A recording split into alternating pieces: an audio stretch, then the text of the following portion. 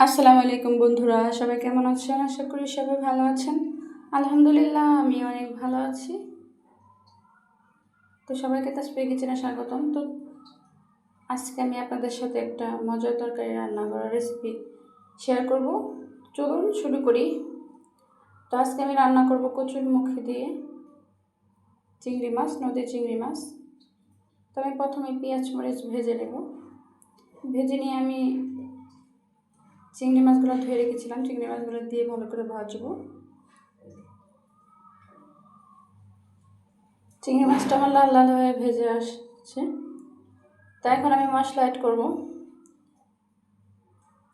আমি দিয়ে দেবো হলুদের গুঁড়া, মরিচের গুঁড়া, ধনিয়ার গুঁড়া, আর দিয়ে দিব লবণ। মশলাগুলো দিয়ে ভালো করে আমি মিশিয়ে নেব। অল্প একটু পানি দিয়ে আমি মশলাটা কষিয়ে নেব।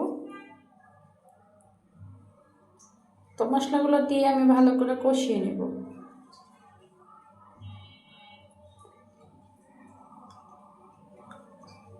ঢেকে দিয়ে আমি মশলাটা কষিয়ে নেব।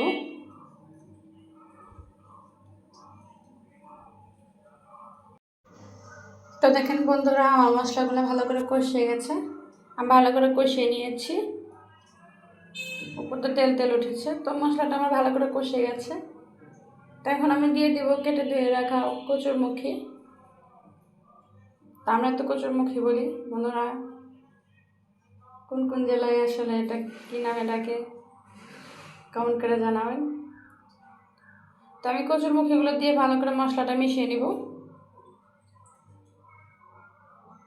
তো আমি কচুরমুখীটা ভাঙবো না, তো অনেকেই ভেঙে রান্না করে। আমার কাছে এইভাবে খেতেই ভালো লাগে।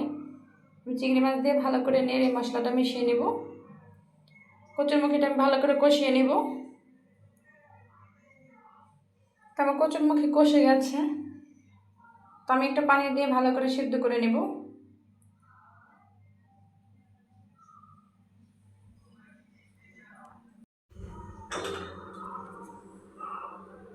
তো দেখেন বন্ধুরা, আমি পানি দিয়ে ভালো করে কষিয়ে নিয়েছি। তো আমার কচুরমুখী সিদ্ধ হয়ে গেছে। আমার একটু ঝোল দিয়ে ভালো করে কষিয়ে নেব, ভালো করে সিদ্ধ করে নিব। তো আমার কচুরমুখীটা অনেকটাই সিদ্ধ হয়ে আসছিলো, এই জন্য আমি পানিটা একটু কমিয়ে দিয়েছি। তো আমি ঝোল রাখবো না। আমার কচুরমুখীটা হয়ে গেছে বন্ধুরা। দেখেন কতটা দেখতে সুন্দর হয়েছে, খেতেও আসলে অনেকটা মজা হয়েছিল। তো বন্ধুরা, ভালো লাগলে লাইক করবেন, শেয়ার করবেন, কমেন্ট করে জানাবেন কার কার আমার মতো কচুরমুখী দিয়ে নদী চিংড়ি দিয়ে খেতে ভালো লাগে। চ্যানেলটি সাবস্ক্রাইব করে পাশে থাকবেন, ফেসবুকে ফলো দিবেন। তো ভালো থাকেন, ওই পর্যন্ত সবাই সুস্থ থাকেন। আবার দেখা হবে নতুন কোনো ভিডিও নিয়ে। ওই পর্যন্ত সবাই ভালো থাকেন, সুস্থ থাকেন। আল্লাহ হাফেজ।